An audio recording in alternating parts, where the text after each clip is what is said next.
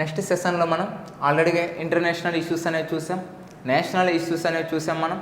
అదేవిధంగా ఈ యొక్క వీడియోలో మనం స్టేట్ ఇష్యూస్ అండ్ డేట్స్ గురించి అనేది మాట్లాడుతున్నాం మనం.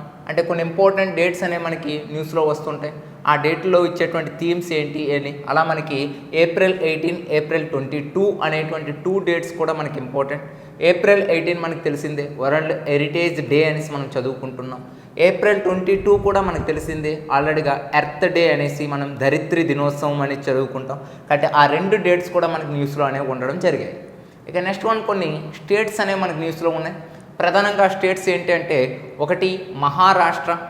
మహారాష్ట్ర అనేటువంటి స్టేట్ అనేది మనకి న్యూస్లోకి రావడానికి కారణం ఏంటంటే, ప్రధానంగా రేడియో అక్స్ అనేటువంటి పేరుతో ఒక అంధుల కోసం అనేది ఒక టెక్నాలజీ పరంగా కొంత రకమైనటువంటి ఒక విషయంతో మనకి ఈ యొక్క మహారాష్ట్ర న్యూస్లోకి వచ్చింది.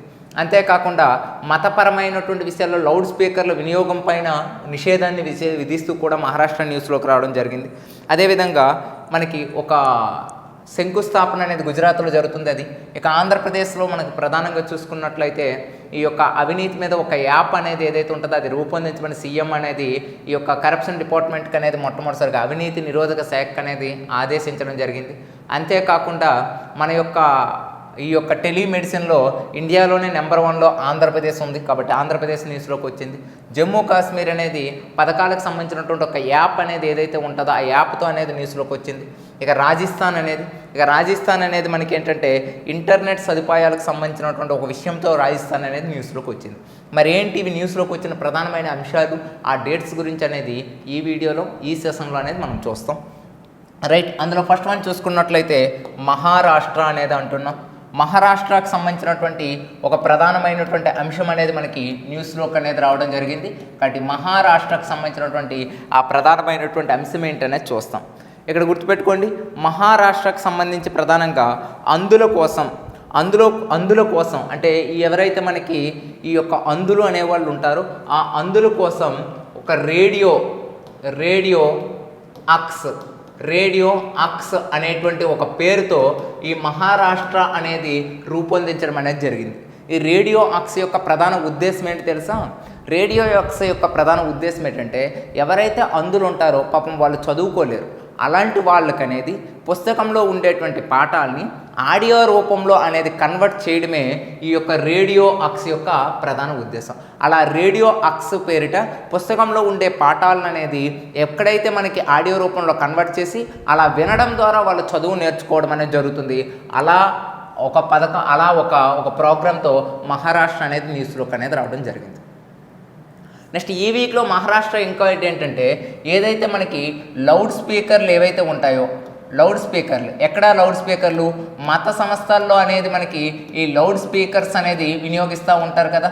మతానికి సంబంధించినటువంటి విషయాల్లో ఏదైతే లౌడ్ స్పీకర్స్ అనేది వినియోగిస్తున్నారో ఆ మతానికి సంబంధించినటువంటి విషయాల్లో లౌడ్ స్పీకర్లు అంటే ఇప్పుడు మీరు చూడండి, ప్రతి వ్యక్తి కూడా అంటే యాక్చువల్గా దీని గురించి విషయం చెప్పాలంటే కాస్త మీకు పాలిటీలోకి వల్ల కొంచెం క్లారిటీ ఇచ్చి మీకు చెప్తాను. యాక్చువల్గా మనకు మత స్వేచ్ఛ గురించి చెప్పేటువంటి ఆర్టికల్ ఏంటి, మనకి 25 ఆర్టికల్ నుండి 28 ఆర్టికల్ అనేది చెప్తుంది. ఇక్కడ మనకి 25 ఆర్టికల్ ఏం చెప్తుందంటే, ఒక వ్యక్తి తనకు నచ్చిన మతాన్ని అనేది స్వీకరించవచ్చు అని 25 ఆర్టికల్ చెప్తుంది. 26 ఆర్టికల్ ఏం చెప్తుంది, ఒక వ్యక్తి తనకు నచ్చిన మత సంస్థలను అనేది ఏర్పాటు చేసుకోవచ్చు అని చెప్తుంది. 27 ఏం చెప్తుంది, మత సంస్థల నిర్వహణకు నిర్బంధముగా పన్నులు వసూలు చేయకూడదు అని చెప్తుంది. 28 ఏం చెప్తుంది, ఈ యొక్క ప్రభుత్వ విద్యా సంస్థల్లో మత బోధన చేయకూడదు అని 28 ఆర్టికల్ చెప్తుంది. అలా మతానికి సంబంధించినటువంటి ఆర్టికల్ ఏవంటే 25 to 28. అయితే ఇక్కడేంటి, ఇప్పుడు ఏ మతస్థులని, ఇప్పుడు హిందూ మతస్థులు అయితే భగవద్గీత ఎర్లీ మార్నింగ్ అనేది మనకి మైకా సెట్లో వేస్తూ ఉంటారు. అదేవిధంగా చూసుకున్నట్లయితే మనకి ఈ యొక్క ముస్లిమ్స్ అయితే తమ యొక్క నమాజ్కి సంబంధించి ఉదయం 5 గంటలకు అనేది వేయడం అనేది జరుగుతుంది. అట్లా కాకుండా ఈ యొక్క కొన్ని మత సంస్థలు అంటే సండే చూసుకున్నట్లయితే చర్చిల్లో ఫాదర్ అనేది తన యొక్క ఏవో మనకి ఏంటంటే మాట్లాడడం అనేది జరుగుతూ ఉంటుంది. ఇలా మత సంస్థలకు అనేది మా యొక్క లౌడ్ స్పీకర్లు అనేది వినియోగించడంలో ఇక్కడ ఏమవుతుందంటే ఎదుటి మనిషికి అనేది డిస్టర్బెన్స్ అనేది క్రియేట్ కావడం అనేది జరుగుతుంది. ఇది ఎక్కువగా ఈ వివాదం అనేది ఒక రాష్ట్రంలో కాదండి, ఉత్తరప్రదేశ్లోన, మహారాష్ట్రలోనే, కర్ణాటకలో చూడండి ఈ మధ్యన మతానికి సంబంధించినటువంటి వివాదాలనే మనకి రీసెంట్గా న్యూస్లోకి వస్తున్నాయి. రీసెంట్గా కర్ణాటకలో చూసుకుంటే హిజాబ్ వివాదం అనేది మనకి న్యూస్లోకి అనేది వచ్చింది కదా.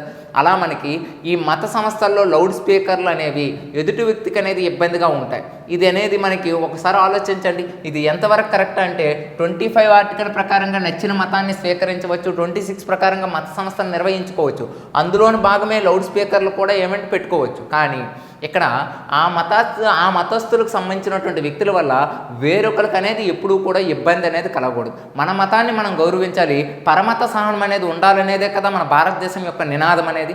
కాబట్టి మత సహనంతో పాటు పరమత సహనం అనేది ఎప్పుడైతే ఉంటుందో అప్పుడే ఆ దేశం అనేది లౌకికంగా అభివృద్ధి చెందుతుందని మన రాజ్యాంగంలో చాలా గొప్పగా అంబేద్కర్ గారు రాయడం అనేది జరిగింది. మరి ఈరోజు ఏమవుతుందంటే ఆ మతం అనే పేరుతో లౌడ్ స్పీకర్లు అనేవి చాలా ఇబ్బందిగా అంటే డిస్టర్బెన్స్ అనేది క్రియేట్ చేస్తుందండి. ఇది ఎర్లీ మార్నింగ్ 5 o'clockకి నమాజ్ అనేటువంటి పిలవడం కోసం ముస్లిం సోదరులు ఏం చేస్తారంటే ఒక లౌడ్ స్పీకర్ల ద్వారా ఇస్తారు. అదేవిధంగా మన హిందూస్ అయితే వినాయక చవితి, దసరా ఇటువంటి ఉత్సవాల్లో బేబస్మైనటువంటి డీజేలు వాడటం అనేది జరుగుతుంది. ఇవన్నీ కూడా ఏంటంటే ఒక మతాన్ని అనేది గౌరవించడం తప్పులేదు, కానీ ఎదుటి వ్యక్తిని ఇబ్బంది పెడుతూ మతాన్ని గౌరవించుకోవడం అనేది ఇది కరెక్ట్ అయినటువంటి విషయం కాదండి. కాబట్టి దానికి సంబంధించినటువంటి ఒక అంశమే మహారాష్ట్రలో ఏమిచ్చిందంటే లౌడ్ స్పీకర్స్ అనేది ఉపయోగించవలసి వస్తే ఆ దాంట్లో ఖచ్చితంగా లోకల్ గవర్నమెంట్ యొక్క అనుమతి అనేది తీసుకోవాలి. అలా లోకల్ గవర్నమెంట్ యొక్క అనుమతి తీసుకొని మాత్రమే లౌడ్ స్పీకర్లను అనేది ఉపయోగించాలి అని మొట్టమొదటిసారిగా మనకి ఏ యొక్క రాష్ట్రం అనేది వార్తల్లోకి వచ్చిందంటే మహారాష్ట్ర అనేది వార్తల్లోకి వచ్చింది. అంటే ఏదైనా పూజా కార్యక్రమాల్లో లేదా ఏదైనా మతానికి సంబంధించి లౌడ్ స్పీకర్లు వినియోగించాలంటే ఖచ్చితంగా అక్కడ లోకల్ గవర్నమెంట్స్ అనేది మనకు ఖచ్చితంగా అనేది అనుమతి ఉండాలి. అంతేకాకుండా ఈ లౌడ్ స్పీకర్లు ఉపయోగించేటువంటి నాయిస్ ఏదైతే ఉంటుందో అది మినిమం 75 డెసిబుల్స్ మధ్యలో ఉండాలి. అదే నైట్ టైం అయితే ఇంకా తక్కువగా ఉండాలని కొన్ని రిస్ట్రిక్షన్స్ రూల్స్ కూడా దీని ద్వారా మనకు రావడం జరిగింది. కాబట్టి అలా మహారాష్ట్ర రేడియో అక్సక్ అనేటువంటి సంబంధించి అదేవిధంగా లౌడ్ స్పీకర్లో మతానికి సంబంధించిన లౌడ్ స్పీకర్లో లోకల్ గవర్నమెంట్ అనుమతికి సంబంధించినటువంటి అనే న్యూస్తో మహారాష్ట్ర అనేది మనకి న్యూస్లోకి అనేది రావడం అనేది జరిగింది. ఇక నెక్స్ట్ వన్ మనకేంటి గుజరాత్ రాష్ట్రం అనేది వార్తల్లోకి రావడం అనేది జరిగిందండి. నెక్స్ట్ వన్ చూసుకున్నట్లయితే గుజరాత్ రాష్ట్రం అనేది వార్తల్లోకి వచ్చింది. మరి గుజరాత్ రాష్ట్రం ప్రధానంగా వార్తల్లోకి రావడానికి కారణం ఏంటంటే మొట్టమొదటిసారిగా గ్లోబల్ సెంటర్కి సంబంధించినటువంటి ఒక ట్రెడిషనల్ మెడిసిన్ అంటే గ్లోబల్ సెంటర్ ట్రెడిషనల్ మెడిసిన్ దీనికి అనేది రీసెంట్గా భారతదేశానికి సంబంధించినటువంటి నరేంద్ర మోడీ అంటే మొట్టమొదటిసారిగా సాంప్రదాయ మందులు, ట్రెడిషనల్ అంటే ఏంటి సాంప్రదాయ కదా, అటువంటి సాంప్రదాయ మందులు ప్రపంచంలోనే మొట్టమొదటిసారిగా సాంప్రదాయమైనటువంటి మందులను అనేది అందివ్వటం కోసం ఈ గ్లోబల్ సెంటర్ ట్రెడిషనల్ మెడిసిన్ అనే దాన్ని ఒకటి శంకుస్థాపన అనేది చేశారు. ఎక్కడ శంకుస్థాపన చేశారు? గుజరాత్లో శంకుస్థాపన చేశారు. ఈ గుజరాత్లో ఈ గ్లోబల్ సెంటర్ ట్రెడిషనల్ మెడిసిన్ అనేటువంటి దాన్ని శంకుస్థాపన చేయడంలో ప్రధానంగా మాల్దీవులకు సంబంధించినటువంటి ప్రధానమంత్రి ప్రవింద్ జగన్నాథ్ అనేటువంటి వ్యక్తి, భారతదేశ ప్రధానమంత్రి నరేంద్ర మోడీ మరియు ప్రపంచ ఆరోగ్య సంస్థ అయినటువంటి వరల్డ్ హెల్త్ ఆర్గనైజేషన్ సంస్థ అధికారి అయినటువంటి టెడ్రోస్ అదనం అనేటువంటి వ్యక్తి అనేది ఇందులో పాల్గొనడం అనేది జరిగిందండి.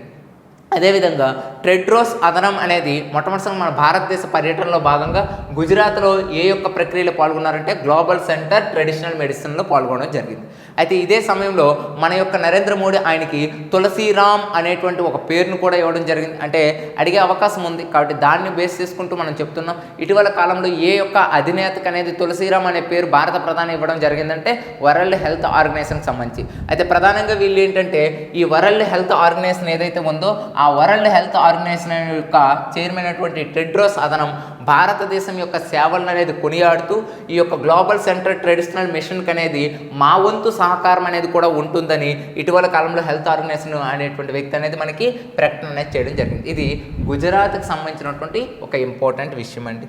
ఇక నెక్స్ట్ వన్ చూసుకున్నట్లయితే గుజరాత్ తర్వాత మనకి న్యూస్లో ఉండేటువంటి ప్రధానమైనటువంటి అంశం అనేది చూసుకున్నట్లయితే గుజరాత్ తర్వాత ప్రధానంగా మనకి న్యూస్లో ఉండేటువంటి ప్రధానమైనటువంటి అంశం అనేది మనం బేస్ చేసుకున్నట్లయితే గుజరాత్ తర్వాత మనకి ఏంటంటే ఆంధ్రప్రదేశ్ అనేది మనకి వార్తల్లో ఉండడం అనేది జరిగింది. ఆంధ్రప్రదేశ్ ప్రధానంగా వార్తల్లో ఉండడానికి కారణం ఏంటంటే ప్రధానంగా 2 విషయాలతో మనకి ఆంధ్రప్రదేశ్ అనేది వార్తల్లో ఉండడం అనేది జరిగిందండి. 2 విషయాలతో ఆంధ్రప్రదేశ్ వార్తల్లో ఉంది. ఏంటా 2 విషయాలతో ఆంధ్రప్రదేశ్ న్యూస్లో ఉండే 2 విషయాలు ఏంటంటే, ఒకటి టెలిమెడిసిన్ ఏదైతే ఉందో ఆ టెలిమెడిసిన్ దాంట్లో ఈ టెలిమెడిసిన్ని కేంద్ర ప్రభుత్వం అనేది స్టార్ట్ చేసిందండి మొట్టమొదటిసారిగా. దీన్ని మన ఆంధ్రప్రదేశ్లో ఈ సంజీవని అనే పేరుతో పిలవడం అనేది జరుగుతుంది. అలా ఈ సంజీవని అనేటువంటి సేవలు ఓవరాల్ భారతదేశంలో 43% పైగా సేవలు అనేది ఎవరు అందివ్వడం అనేది జరుగుతుందంటే మన భారతదేశం అనేది అందివ్వడం అనేది జరుగుతుంది. అలా 43% ఈ సంజీవని అనే పేరుతో టెలిమెడిసిన్ అనేది అందిస్తూ భారతదేశంలోనే ఫస్ట్ స్టేట్ అంటే టెలిమెడిసిన్ సేవల్ని అందిస్తున్నటువంటి భారతదేశంలో ఫస్ట్ ర్యాంక్ కలిగినటువంటి రాష్ట్రం ఏదంటే ఆంధ్రప్రదేశ్ అనేటువంటి రాష్ట్రము. కాబట్టి ఈ సంజీవని అనే పేరుతో టెలిమెడిసిన్ అనేది ప్రజలకు అనేది అందిస్తుంది. ఓవరాల్గా భారతదేశం 100% అంటే అందులో 43% టెలిమెడిసిన్ ద్వారా మందులు అందించే ప్రక్రియ మన ఆంధ్రప్రదేశ్కి అనేది సాధ్యమైంది. కాబట్టి ఫస్ట్ ర్యాంక్ అనేది టెలిమెడిసిన్లో ఉంది. మరొక రెండో న్యూస్ ఏంటి అంటే, ఇటీవల కాలంలో మనకి మన సీఎం జగన్మోహన్ రెడ్డి గారు అనేది ఏం చేశారంటే, అవినీతి నిరోధక శాఖ అనేది ఏదో ఉంటుందో అవినీతి నిరోధక శాఖకి ఒక ప్రత్యేకమైనటువంటి యాప్ను అనేది తయారు చేయమని ఆదేశాలు జారీ చేస్తూ కూడా వార్తల్లోకి రావడం జరిగింది. ఈ అవినీతి నిరోధక శాఖ యాప్ ఎలా ఉండాలి అంటే, ఏదైనా ఒక అవినీతి అనేది అక్కడ జరిగినట్లయితే దాన్ని ఒక ఆడియో రూపంలో కానీ వీడియో రూపంలో కానీ ప్రజలు అనేది అక్కడ ఆడియో వీడియో రూపంలో దాన్ని అప్లోడ్ చేసే విధంగా ఉండే విధంగా నూతన టెక్నాలజీలకు అనుగుణంగా అవినీతి అనేది మొత్తం కట్టడి చేయాలనే ఉద్దేశంతో ఈ యాప్ను రూపొందించాలని రీసెంట్గా మనకి ఏంటంటే ఇది చేయడం అనేది జరిగింది. అవినీతి నిరోధక చట్టం ఎప్పుడు వచ్చింది మనకి 1988వ సంవత్సరంలో అవినీతి నిరోధక చట్టం అనేది రావడం అనేది జరిగింది. న్యూస్లోకి వచ్చింది కాబట్టి ఆ చట్టం కూడా గుర్తుపెట్టుకుని సరిపోతుంది. అలా ఆంధ్రప్రదేశ్ అనేది మనకి న్యూస్లోకి రావడం అనేది జరిగిందని గుర్తుపెట్టుకోండి. ఇక నెక్స్ట్ వన్ ఏంటి, జమ్మూ అండ్ కాశ్మీర్ అనేటువంటి రాష్ట్రం. జమ్మూ అండ్ కాశ్మీర్ అనేటువంటి రాష్ట్రం ప్రధానంగా న్యూస్లోకి రావడానికి కారణం ఏంటంటే, జాన్ నిగ్రానీ అనేటువంటి ఒక యాప్ ఏదైతే ఉందో ఈ జాన్ నిగ్రానీ అనేటువంటి ఒక యాప్తో జమ్మూ కాశ్మీర్ అనేటువంటి రాష్ట్రం అనేది మనకి వార్తల్లోకి రావడం అనేది జరిగింది. ఆ యాప్ పేరేంటండి, జాన్ నిగ్రానీ అనేటువంటి యాప్. ఈ జాన్ నిగ్రానీ అనేటువంటి యాప్ యొక్క ప్రధాన ఉద్దేశం ఏంటంటే, ప్రభుత్వ పథకాలు ఎవరైతే ఉంటాయి, ఈ ప్రభుత్వ పథకాలు అనేవి మనకు ఉంటాయి కదా, ప్రతి స్టేట్లో కానీ సెంట్రల్ గవర్నమెంట్లో కానీ ప్రభుత్వ పథకాలు ఉంటాయి కదా, ఆ ప్రభుత్వ పథకాలకి అర్హులైనటువంటి అభ్యర్థులు ఎవరైనా కూడా ఆ ప్రభుత్వ పథకాలు అందకపోయినా లేదా ప్రభుత్వ పథకాలు అనేది ఇచ్చే క్రమంలో అవినీతి అనేది చోటు చేసుకున్నా అటువంటి సందర్భంలో ఈ యొక్క యాప్ ద్వారా జన్ నిగ్రానీ అనేటువంటి యాప్ ద్వారా జమ్మూ కాశ్మీర్ రాష్ట్రంలో ఉండేటువంటి ప్రజలందరూ కూడా పథకాలు అనేది ఎటువంటి అవినీతి పరంగా కాకుండా నీతివంతంగా అనేది అమలయ్యేటట్టు చూడడమే ఈ యాప్ యొక్క ప్రధాన ఉద్దేశం. అలా పథకాలకు సంబంధించి జాన్ నిగ్రానీ అనేటువంటి యాప్ అనేది ఏ రాష్ట్రం అనేది వార్తల్లో ఉండడం అనేది జరిగిందంటే మనకి జమ్మూ అండ్ కాశ్మీర్ అనేది వార్తల్లోకి ఉండడం అనేది జరుగుతుంది. కాబట్టి అలా జమ్మూ అండ్ కాశ్మీర్ జాన్ నిగ్రానీ అనేటువంటి యాప్తో వార్తల్లోకి వచ్చింది. అదేవిధంగా ఇంకా ఏంటి మనకి రాజస్థాన్ అనేది ఆల్రెడీగా మనకి ఫస్ట్ వీక్ న్యూస్లో కూడా ఉన్నదండి. గామ్గోర్ అనేటువంటి ఒక గౌరీమాత ఉత్సవాలను అనేది చేసుకుంటూ గామ్గోర్ అనేటువంటి ఫెస్టివల్తో ఆల్రెడీగా రాజస్థాన్ అనేది ఫస్ట్ వీక్లో మనకి న్యూస్లోకి వచ్చింది. ఈ వీక్ మనకి రాజస్థాన్ న్యూస్లోకి రావడానికి ప్రధాన కారణం ఏంటంటే, ఈ యొక్క ఎల్ రూట్ సర్వర్ని అనేది వినియోగిస్తున్నటువంటి ఎల్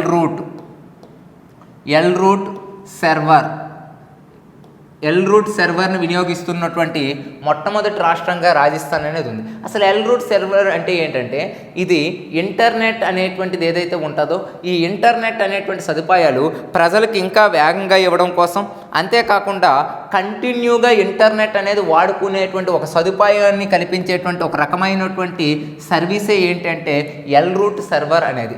ఈ ఎల్ రూట్ సర్వర్ అనేది స్టార్ట్ చేసిన మొట్టమొదటి రాష్ట్రంగా, భారతదేశంలో మొట్టమొదటి రాష్ట్రంగా రాజస్థాన్ అనేది మనకి న్యూస్లోకి రావడం జరిగింది. అలా ఈ వీక్లో మనకి 5 రాష్ట్రాలు అనేవి న్యూస్లోకి వచ్చాయి. చూడండి, ఇక్కడ ప్రధానమైనటువంటి అంశము లౌడ్ స్పీకర్లకు సంబంధించి లోకల్ గవర్నమెంట్ అనుమతి పొందాలని ఇటీవల కాలంలో ఏ రాష్ట్రం అనేది న్యూస్లోకి వచ్చిందంటే మహారాష్ట్ర. రేడియో అక్స్, అందుల కోసం రేడియో అక్స్ అనేటువంటి పేరుతో న్యూస్లోకి వచ్చిన రాష్ట్రం ఏదంటే మహారాష్ట్ర. అదేవిధంగా గుజరాత్లో గ్లోబల్కి సంబంధించినటువంటి ఒక ట్రెడిషనల్ మెడిసిన్ అనేటువంటి అంశంతో మనకి వార్తల్లోకి రావడం జరిగింది. దాన్ని స్వయాన నరేంద్ర మోడీ శంకుస్థాపన అనేది చేయడం జరిగింది. దీనికి సహకారం అందిస్తున్నటువంటి ఇంటర్నేషనల్ సంస్థ ఏది అంటే మనకి world health organisation. Next Andhra Pradesh అనేది ఒక యాప్, అవినీతి నిరోధక శాఖ అనేది ఒక యాప్ను తయారు చేయమని ఆదేశించడం జరిగింది. ఈ సంజీవనిలో దేశంలో కల్లా మొదటి ప్లేస్లో అనేది ఉంది. జమ్మూ అండ్ కాశ్మీర్ జన్ నిగ్రహణి అనేటువంటి పథకాల్లో ఎటువంటి అక్రమాలు చోటు చేసుకోకుండా ఉండేటువంటి ఒక యాప్ ఏంటంటే జన నిగ్రహణి app. Rajasthan L root surveyor అనేది ప్రారంభిస్తూ రాజస్థాన్ అనేది న్యూస్లోకి రావడం జరిగింది. ఇంటర్నెట్ సదుపాయం అనేది క్రమేపీ అందించేటువంటి ఒక ప్రధానమైనటువంటి ఉద్దేశంతో మనకి ఏంటంటే ఈ యొక్క సర్వర్ అనేది ప్రారంభించడం జరిగింది. ఇప్పుడు మనకి న్యూస్లో ఉండేటువంటి అత్యంత ప్రత్యేకమైనటువంటి కొన్ని తేదీలు అనేవి మనకి న్యూస్లో ఉన్నాయి. ఆ తేదీల గురించి అనేది మనం మాట్లాడడం అనేది జరుగుతుంది. అందులో ఫస్ట్ తేదీ ఏంటి మనకి వరల్డ్ హెరిటేజ్కి సంబంధించినటువంటి ఒక డే అనేది మనకి ప్రపంచ వారసత్వ దినోత్సవం అనేసి అంటారండి. ప్రపంచ వారసత్వ దినోత్సవం వరల్డ్ హెరిటేజ్ డే ఎప్పుడు జరుపుకుంటాం? ఏప్రిల్ 18వ తేదీన వరల్డ్ హెరిటేజ్ డే అనేది జరుపుకోవడం అనేది జరుగుతుంది. దీని యొక్క ప్రధాన థీమ్ అనేది చూడండి, 2020కి ఇచ్చినటువంటి థీమ్. ఎప్పుడైనా డేట్స్ అనేవి వచ్చాయంటే ఇక్కడ ఖచ్చితంగా మనకి ఎగ్జామ్ పాయింట్ ఆఫ్ అడిగేటువంటి అవకాశం ఉండేది ఏంటంటే థీమ్ గురించి ఖచ్చితంగా అడిగే అవకాశం ఉంటుంది. కాబట్టి వరల్డ్ హెరిటేజ్ డే అనేటువంటి థీమ్ అనేది ఏంటంటే హెరిటేజ్ అండ్ క్లైమేట్ అనేటువంటి ఒక ప్రధానమైనటువంటి థీమ్తో అనేది 2022కి అనేది ఇవ్వడం అనేది జరిగింది. మరి ఈ వరల్డ్ హెరిటేజ్ ప్రధాన దినోత్సవం దేనికి జరుపుకుంటాం? ఇది ఎప్పటి నుండి జరుపుకుంటున్నామంటే యాక్చువల్గా మనకి ఏంటంటే 1983వ సంవత్సరం నుండి ఈ యొక్క వరల్డ్ హెరిటేజ్ డే అనేది జరుపుకోవడం అనేది జరుగుతుంది.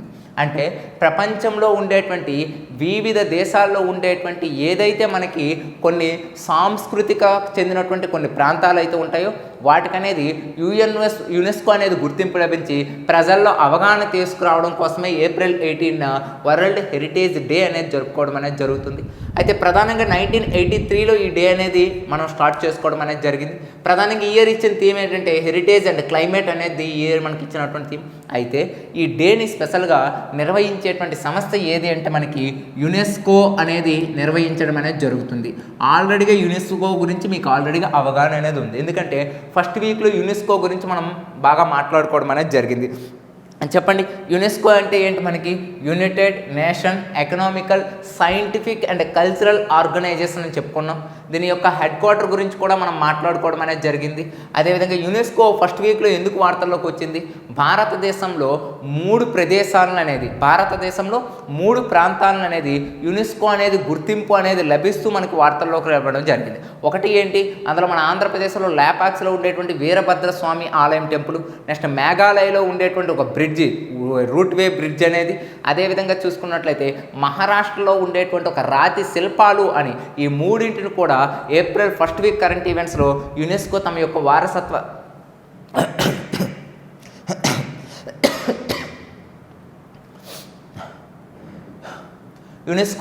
యొక్క వారసత్వ జాబితాలు అనేది గుర్తిస్తూ అనేది రావడం అనేది జరిగింది. అలా యునెస్కో ఫస్ట్ వీక్లో అనేది మనకు కరెంట్ ఈవెంట్లో రావడం అనేది జరిగిందని గుర్తుపెట్టుకోండి.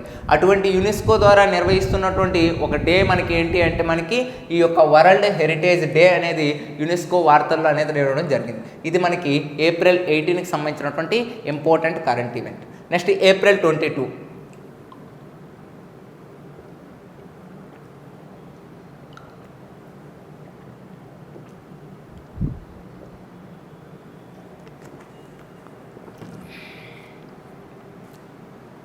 Sorry for disturbance. ఏప్రిల్ 22 మనం చూసుకున్నట్లయితే ప్రధానంగా మనకి ఏంటంటే వరల్డ్ ఎర్త్ డే అనేది జరుపుకోవడం అనేది జరుగుతుందండి. ఎర్త్ డే అంటే ఏంటంటే మనకి భూమి దినోత్సవం లేదా ధరిత్రి దినోత్సవం అని జరుపుకుంటాం మనం. ఈ ఎర్త్ డే యొక్క థీమ్ ఏంటి అంటే మనకి ఈ 2022లో ఇచ్చిన థీమ్ ఏంటంటే ఇన్వెస్ట్ ఇన్ అవర్ ప్లానెట్.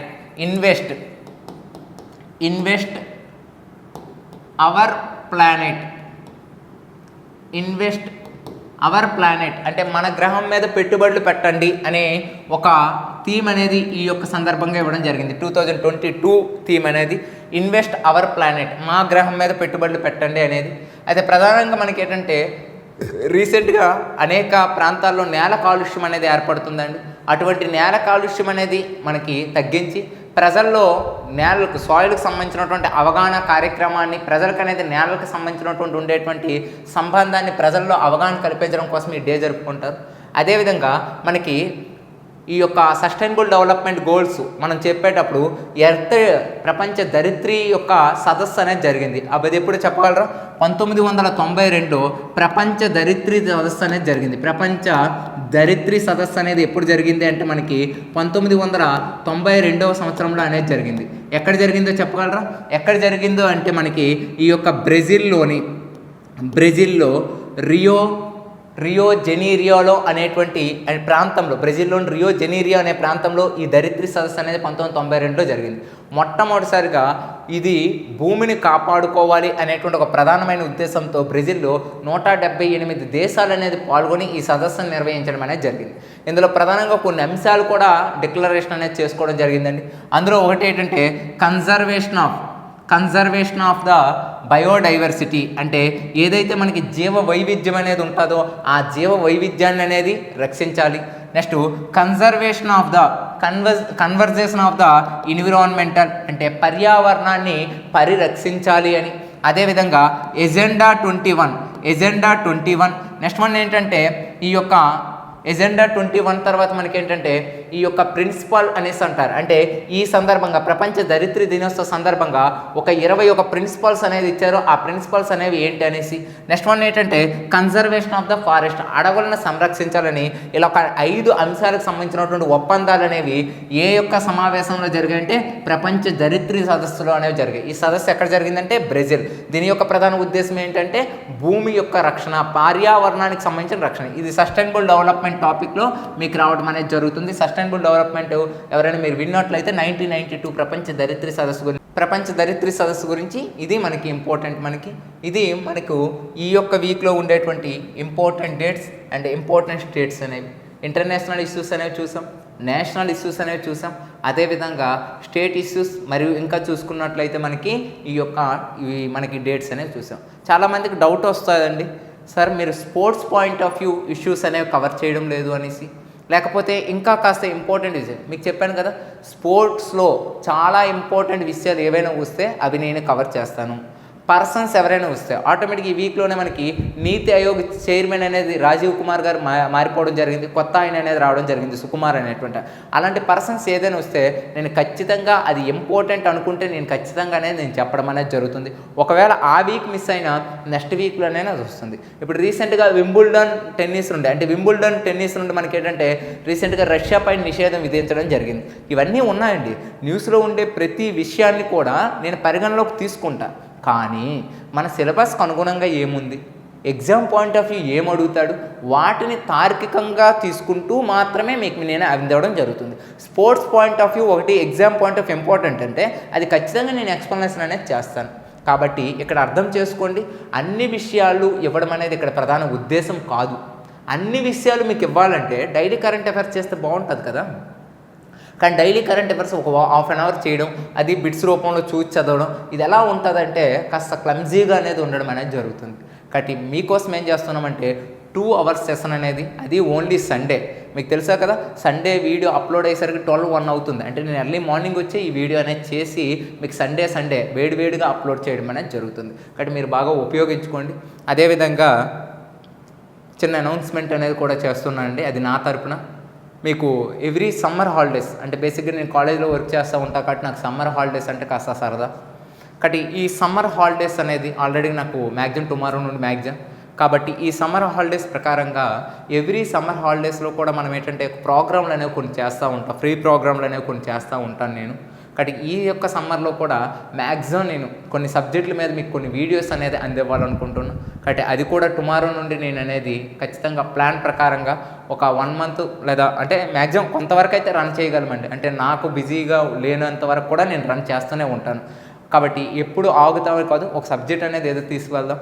నా ప్రకారంగా నేను అందరికీ Group 2 ఎకానమీ అంటే కొంచెం కష్టంగా ఉంది అని ఫీల్ అవుతున్నారు. కాబట్టి మ్యాక్సిమం ఎకానమీ స్టార్ట్ చేయాలి అని అనుకుంటున్నాను. అలా మీరు ఎవరైనా మామూలుగా ఇంకా ఏదైనా సబ్జెక్ట్ ఇది చెప్తే బాగుంటుందని మీకు ఎవరికైనా అనిపిస్తే ఒకసారి నా కామెంట్ బాక్స్లో అనేది చెప్తే నేను ఆ కామెంట్స్ అనేది చూసుకుంటూ టుమారో నుండి మీకు ఒక 1 అవర్ లైవ్ సెషన్ కానీ లేకపోతే ఏదో ఒక సెషన్స్లో అనేది ఖచ్చితంగా 1 అవర్ క్లాస్ అనేది ఫ్రీ క్లాస్ అనేది మన టీపీ స్టడీస్ నుండి అప్లోడ్ చేయడం అనేది జరుగుతుందండి. ఇది చిన్న అనౌన్స్మెంట్ అండి. అదేవిధంగా ఎంత సబ్జెక్ట్ విన్నా ఒకసారి నాది కూడా వినండి. ఆల్రెడీ మీరు వినే ఉంటారు ఎకానమీ పాయింట్. అలాగే మీకు ఇంకే సబ్జెక్ట్ అయినా అంటే కొన్ని సబ్జెక్టులో ఇంపార్టెంట్ డిఫికల్ట్ అనేటువంటి కొన్ని వర్డ్స్ ఉంటాయి. ఇప్పుడు పాలిటీ ఉంది, పాలిటీలో వెల్ఫేర్ మెకానిజం అనేది కాస్త మీరు వినలేదు, డిఫికల్ట్గా ఉంది. లేదా AP history point of view శాతవాహనులు కానీ ఇలాంటి డిఫికల్ట్ కొన్ని లెసన్స్ ఉండేటప్పుడు వాటి మీద వీడియోస్ చేయండి అని మీరు కామెంట్ బాక్స్లో పెడితే వాటి మీద ఖచ్చితంగా నేను వీడియోస్ అనేది చేసి ఖచ్చితంగా అప్లోడ్ చేయడం అనేది జరుగుతుంది. ఎందుకంటే నాకేమీ వచ్చో అది ఇవ్వడం అనేది ఇంపార్టెంట్ కాదు, మీకు ఏది రాదో అది ఇవ్వడం అనేది నా యొక్క ఇంపార్టెన్సీ, మీకు అది ఉపయోగపడాలనేదే నా యొక్క ఇంటెన్షన్ అనేది. కాబట్టి ఈ యొక్క ఉపయోగాన్ని సద్వినియోగం చేసుకోవాలని మా యొక్క వ్యూవర్స్ అందరికి కూడా కోరుకుంటున్నాం. Thank you for watching this video.